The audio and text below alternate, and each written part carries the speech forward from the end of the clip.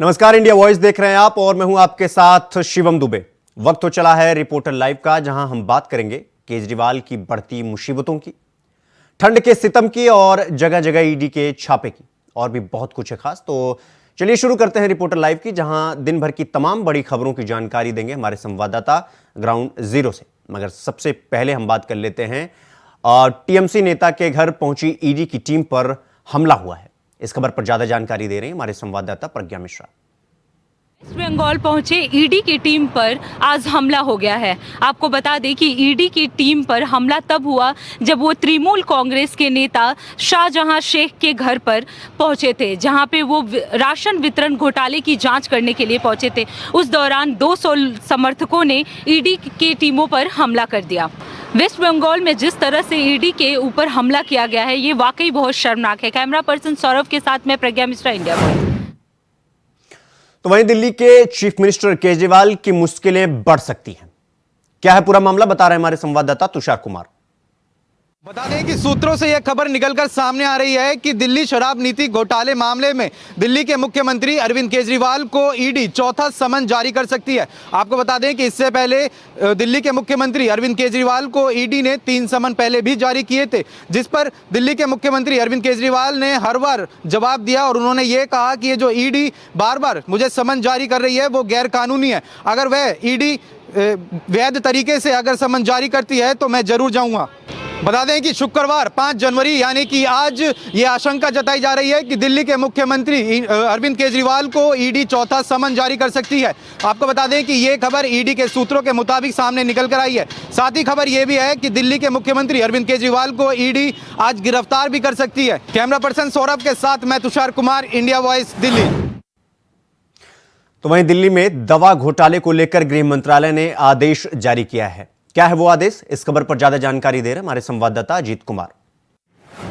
दिल्ली में आम आदमी पार्टी शासित अरविंद केजरीवाल सरकार की मुश्किलें थमने का नाम नहीं ले रही है। जी आपको बता दें कि जहां एक और कथित तौर पर शराब घोटाले के मामले में पहले से ही आम आदमी पार्टी की जो मुश्किलें हैं वो लगातार बढ़ती जा रही है, और इस मामले में दिल्ली के पूर्व उप मुख्यमंत्री मनीष सिसोदिया और आप सांसद संजय सिंह पहले से ही जेल में बंद है। तो वहीं अब दवाई घोटाले के मामले में भी एक बड़ी खबर सामने आई है, जहां एलजी की सिफारिश को गृह मंत्रालय ने मंजूरी दे दी है। आपको बताना चाहूँगा कि बीते दिनों दिल्ली के उपराज्यपाल विनय कुमार सक्सेना ने दवाई घोटाले के मामले में सीबीआई जांच की सिफारिश की थी, और इसको लेकर के गृह मंत्रालय को रिपोर्ट भेजी थी, जिसके बाद गृह मंत्रालय ने इस सिफारिश को मंजूरी दे दी है। और अब ये कहा जा सकता है कि जिस तरीके से कथित तौर पर शराब घोटाले के मामले में जो मामला चल रहा, उसके बाद अब दिल्ली सरकार में दवाई घोटाले को लेकर के भी सीबीआई जांच की मंजूरी दे दी गई है। ऐसे में साफ तौर पर कहा जा सकता है कि आने वाले समय में जो दिल्ली सरकार है उसकी मुश्किलें फिलहाल अब थमने वाली नजर नहीं आ रही है।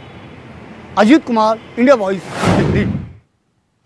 तो वहीं हरियाणा में पूर्व विधायक के घर प्रवर्तन निर्देशालय यानी ईडी ने छापेमारी की है। क्या कुछ मिला इस छापेमारी में, ज्यादा जानकारी दे रहे हैं हमारे संवाददाता आदित्य कुमार।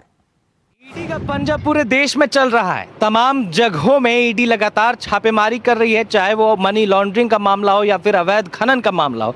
इसी को लेकर हरियाणा में भी बड़ी छापेमारी को ईडी ने अंजाम दिया है, और हरियाणा से आईएनएलडी यानी इंडियन नेशनल लोक दल के पूर्व विधायक, यमुनानगर से पूर्व विधायक दिलबाग सिंह के यहां पर ईडी ने छापेमारी की, और छापेमारी में 5 करोड़ से अधिक की नकदी, सोने और चांदी के कई बिस्कुट, जर्मन मेड हथियार और 300 की संख्या में जिंदा कारतूस भी बरामद किए। ईडी सूत्रों की माने तो अवैध खनन से जुड़े मामले में पूर्व विधायक के यहाँ पर छापेमारी की गई थी, और ये तमाम कुबेर का खजाना उनके यहाँ से मिला है। अभी इंतजार करना पड़ेगा कि क्या आगे ईडी करने वाली है इस मामले में, अगला कदम ईडी का क्या होता है।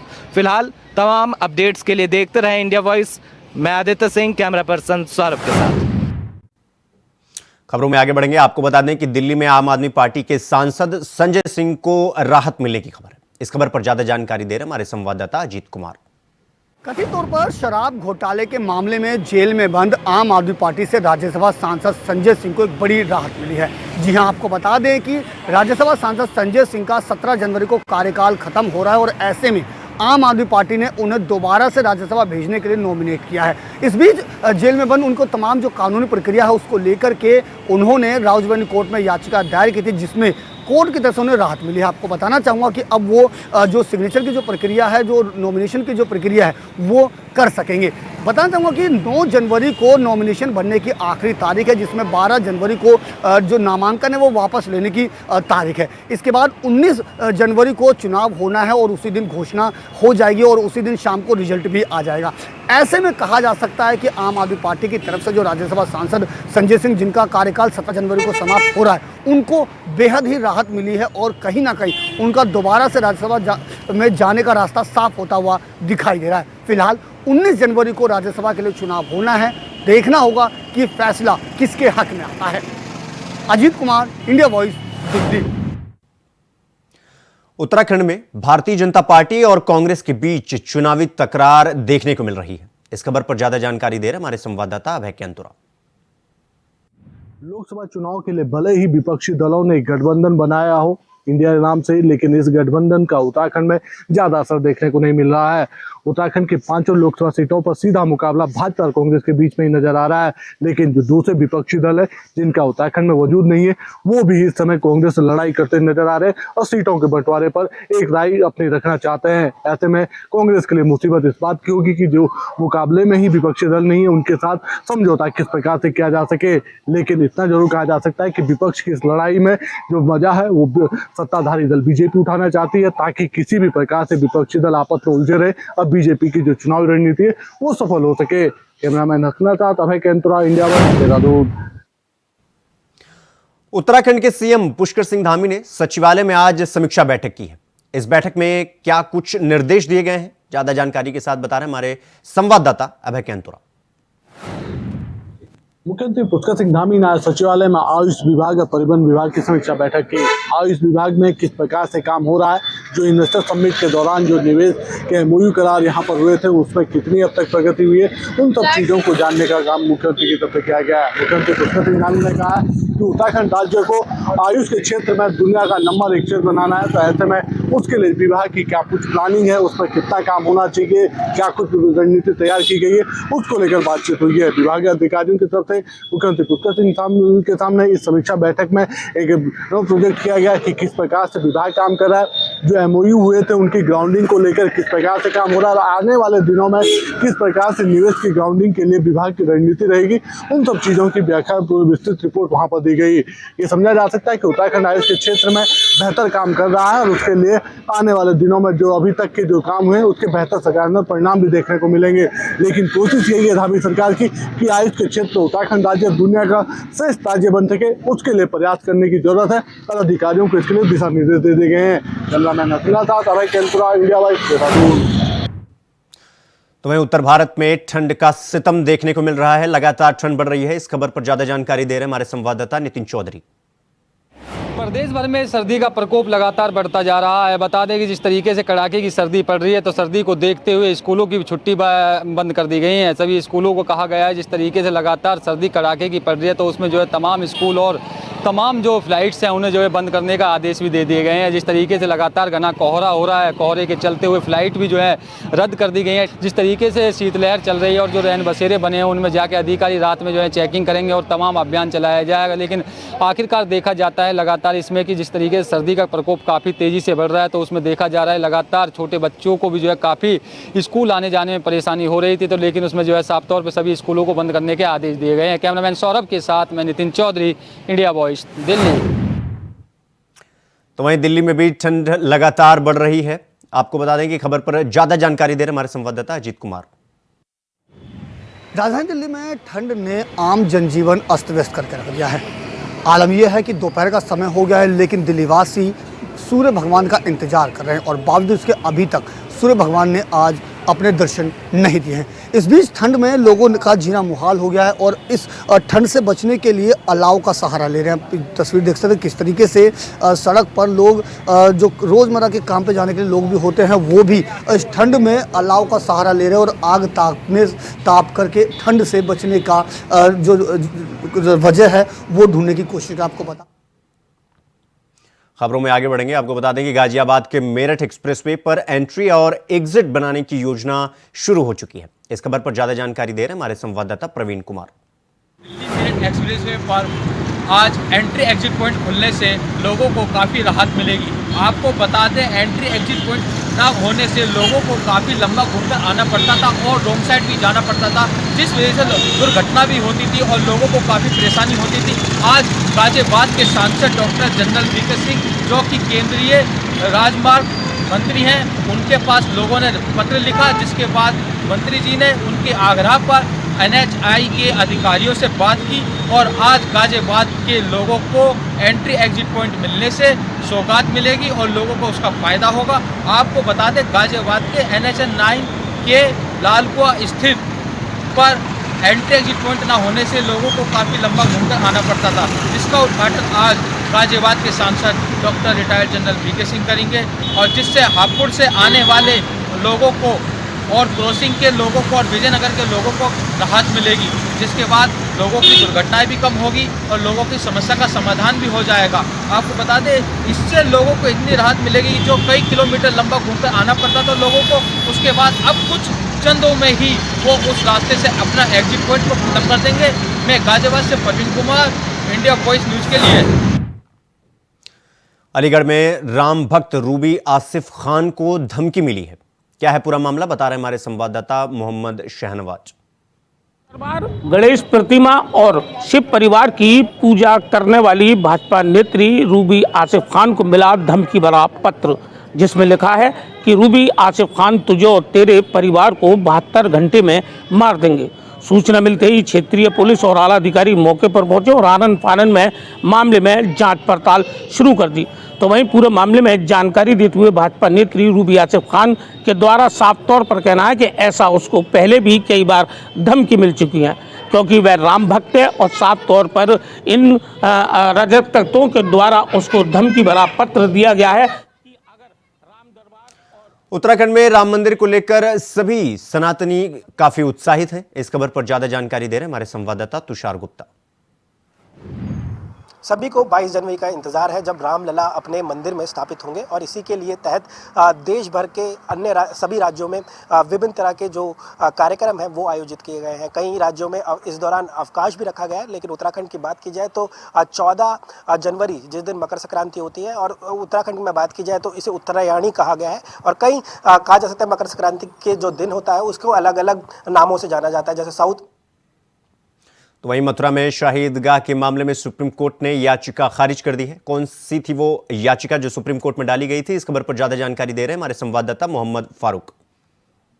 12 अक्टूबर को हाई कोर्ट इलाहाबाद में एक महक माहेश्वरी एडवोकेट है, जिन्होंने श्री कृष्ण जन्म स्थान और शाही ईदगाह को लेकर एक याचिका डाली थी कि जो ईदगाह क्षेत्र है वो भी श्री कृष्ण जन्मभूमि है। इसको लेकर जो है हाई कोर्ट ने इस याचिका को खारिज कर दिया था।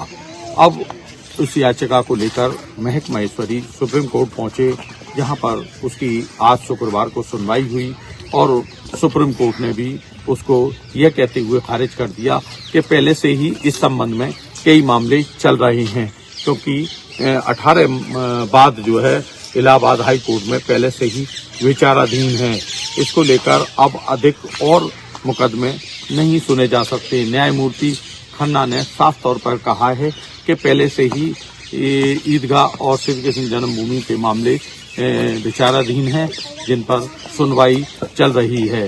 इंडिया वॉइस के लिए मैं मोहम्मद फारूक। तो वहीं आगरा में गुरुद्वारा के सेवादार को धमकी मिली है। इस खबर पर ज्यादा जानकारी दे रहे हैं हमारे संवाददाता आमिर कादरी। प्राचीन गुरुद्वारा के सेवादार को खालिस्तानियों द्वारा जान से मारने की धमकी दी गई है। इंटरनेशनल व्हाट्सएप कॉलिंग के जरिए सेवादार गुरनाम सिंह को जान से मारने की धमकी दी गई। सूबे के मुखिया योगी आदित्यनाथ से सेवादार गुरनाम सिंह द्वारा मुलाकात करने के बाद में खालिस्तानियों की धमकी भरी कॉल से सेवादार गुरनाम सिंह को अब अपनी जान का खतरा सता रहा है, जिसके बाद में सेवादार गुरनाम सिंह ने आगरा पुलिस की शरण ली है। आगरा पुलिस ने आगरा के थाना सिकंदरा में पीड़ित गुरनाम सिंह की तहरीर पर एक मुकदमा भी दर्ज किया है। साथ ही गुरनाम सिंह ने एक बड़ा खुलासा करते हुए कहा है कि आगरा के गुरुद्वारे को खालिस्तानी अपना अड्डा बनाना चाहते हैं, जिसके बाद में आगरा की खुफिया एजेंसियां भी अब एक्टिव हो गई हैं। कैमरामैन बीके के साथ में आमिर कादरी, इंडिया वॉइस। तो वहीं अलीगढ़ में ट्रक से कई वाहनों को एक साथ रौंदने का मामला सामने आया है। इस खबर पर ज्यादा जानकारी दे रहे हैं हमारे संवाददाता मोहम्मद शहनवाज। मुस्लिम विश्वविद्यालय के छात्रों की मौजूदगी में कुछ दबंग प्रवृत्ति युवकों के द्वारा एक ट्रक चालक के साथ मारपीट करने के उपरांत उससे भाजपा नेताओं के खिलाफ जबरन दबाव बनाया गया कि वह भाजपा नेताओं के खिलाफ बयान दे और ये कहे कि उनके ही शय पर उसके द्वारा ट्रक को इस क्षेत्र में लाया गया था और उन्हीं की शय पर यहाँ पर सैकड़ों की तादाद में छात्र और अन्य लोग मौजूद रहते हैं, उनको रौंद दिया जाए।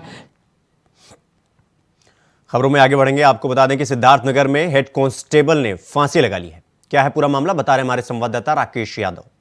सिद्धार्थनगर जिले के उसका में थाने के परिसर में संदिग्ध परिस्थितियों में एक कांस्टेबल की जो है फांसी लगाकर मौत हो जाती है। अब देखने की बात है कि जब उसमें अपर पुलिस अधीक्षक से बात की गई तो उनका कहना है कि मामले को संज्ञान में लेकर सबको कब्जे में लेकर पोस्टमार्टम के लिए भेजा गया है।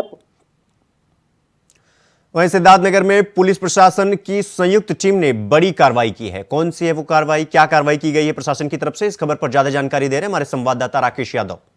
नगर जिले के बजहा बॉर्डर के पास से सटे हुए अलग अलग जगहों से एसएसबी और कस्टम और पुलिस की संयुक्त टीम ने छापेमारी की। छापेमारी के दौरान अलग अलग जगहों से 2 मोटरसाइकिल और 93 बोरी अवैध तरीके से खाद को डंप करके रखे हुए थे। उनको जो है खाद भी छापेमारी के दौरान 93 बोरी बरामद की गई है।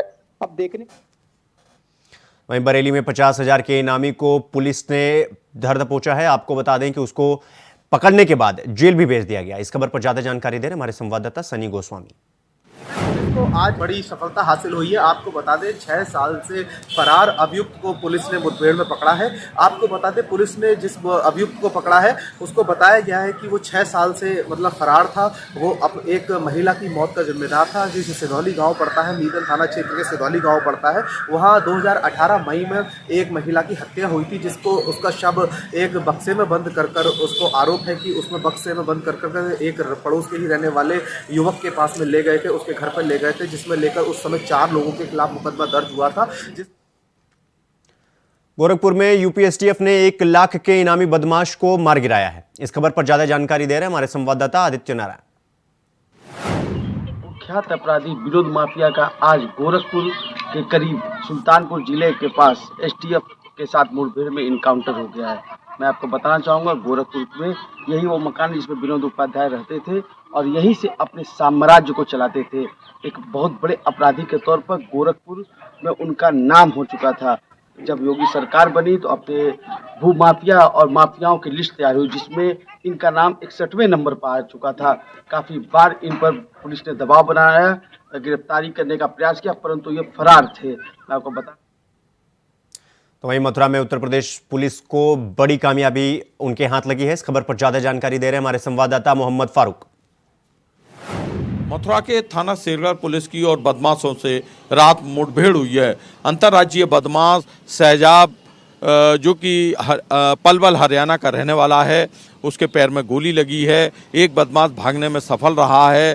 थाना शेरगढ़ पुलिस की पैगाम बिसम्बरा मोड़ पर पुलिस से मुठभेड़ में ये व्यक्ति घायल हुआ है। ये बदमाश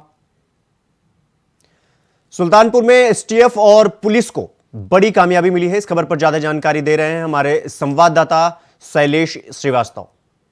योगी सरकार में अब अपराधियों की खैर नहीं है। आपको बता दें 1 लाख के इनामिया विनोद उपाध्याय को बीती रात पुलिस और एसटीएफ की संयुक्त कार्रवाई में ढेर कर दिया गया। अयोध्या के माया बाजार का रहने वाला विनोद उपाध्याय बीते कई महीनों से फरार चल रहा था, जिस पर 1 लाख का इनाम गोरखपुर की पुलिस ने घोषित कर रखा था। खबरों में आगे बढ़ेंगे। आपको बता दें कि गाजियाबाद में एलिवेटेड रोड का वीडियो सोशल मीडिया पर तेजी से वायरल हो रहा है। इस खबर पर ज्यादा जानकारी दे रहे हैं हमारे संवाददाता प्रवीण कुमार। गाजियाबाद की एलिवेटेड रोड पर वीडियो बनाने से लोग बाज नहीं आ रहे हैं और लगातार एलिवेटेड रोड पर रील्स बना रहे हैं।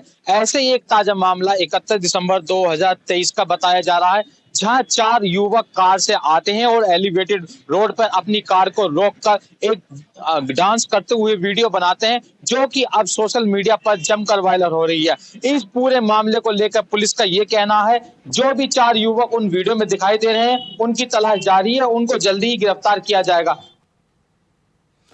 वहीं मुजफ्फरनगर में मंचलों ने एक दलित युवती को उठा करके कोल्हू में फेंक दिया। इस खबर पर ज्यादा जानकारी दे रहे हैं हमारे संवाददाता आशुतोष। बागपत जिले में एक दलित युवती के साथ छेड़छाड़ के बाद उसे कोल्हू की कढ़ाई में धकेल दिया गया, जिसके बाद पीड़ित युवती को मुजफ्फरनगर स्थित बेगरचूर मेडिकल कॉलेज में इलाज के लिए भर्ती कराया गया। वहीं आजाद समाज पार्टी के संस्थापक चंद्रशेखर पीड़ित युवती से मिलने पहुंचे, जहां उन्होंने सबसे पहले पीड़ित युवती के परिजनों से बात की और साथ ही साथ पीड़ित युवती से भी बात की और उसे आश्वासन दिया कि जो भी इसमें अपराधी हैं उन्हें छोड़ा नहीं जाएगा। साथ ही साथ उन्होंने मीडिया से बात करते हुए कहा है कि जो भी इस जघन्य घटना के लिए जो आरोपी हैं उनके खिलाफ ठोस से ठोस कार्रवाई होनी चाहिए और जो क्षेत्रीय पुलिस कर्मचारी हैं जिनके द्वारा ये यहाँ लापरवाही बरती गई है उनके खिलाफ भी कड़े एक्शन होने चाहिए। चंद्रशेखर आजाद ने कहा है कि बहन बेटियों के सम्मान के लिए वह इस बार बिजनौर की लोकसभा सीट से चुनावी मैदान में है। उनका आरोप है कि इस सरकार में दावे तो बहुत किए जा रहे हैं सुरक्षा को लेकर, लेकिन जो सच्चाई है वो इससे विपरीत है। अपने सहयोगी के साथ आशुतोष मिश्रा, इंडिया वॉइस, मुजफ्फरनगर। जय हिंद। रिपोर्टर लाइव में फिलहाल अभी के लिए बस इतना ही। देश दुनिया की तमाम खबरों को देखने के लिए देखते रहिए इंडिया वॉइस। नमस्कार।